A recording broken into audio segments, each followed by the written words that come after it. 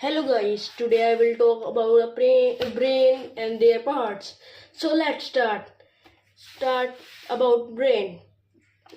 The brain is a brightly gray organ that is located inside the skull.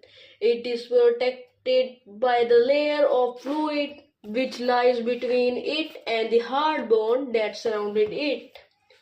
The human brain is like a very powerful computer. It stores memories, makes judgments, and analyzes and controls how we think and respond to the things happening around us. At the same time, the brain autonomously controls things like heartbeat and breathing, even when we are asleep. The brain was divided into three basic units: the forebrain, the midbrain, and the hindbrain. First, we discuss forebrain. The forebrain is the largest and the most highly developed part of the brain. It consists primarily of the cerebellum. The cerebellum consists of the topmost part, the brain. The forebrain parts include cerebrum, hypothalamus, and thalamus. First, we discuss cerebrum.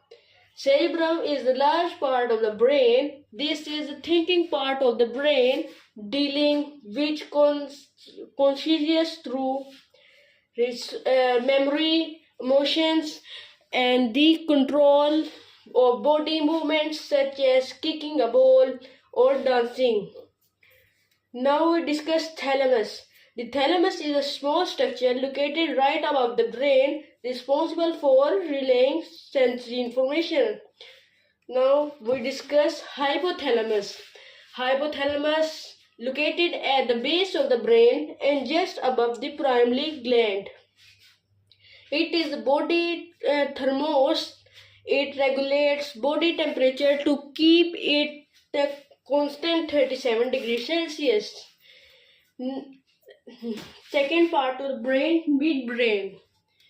Midbrain is the smallest and the central part of the brain. The midbrain connects the forebrain and the hindbrain.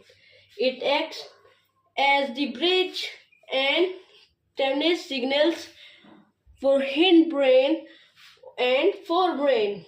It is associated with vision, hearing, temperature, alertness. Now we discuss the third part of the brain, that is hindbrain. Hindbrain is the lowest part of the brain and composed of three parts. First is cerebellum, second is medulla, and third is pons. First we discuss cerebellum. Cerebellum located at the back of the brain beneath the cerebellum. This part of the brain deals with balance and coordinated movements. It can learn movement with practice, enabling us to do things almost without thinking, such as riding a bike or swimming. Second, we discuss medulla. Medulla is also known as brainstem. Medulla is located where the brain connects to the spinal cord.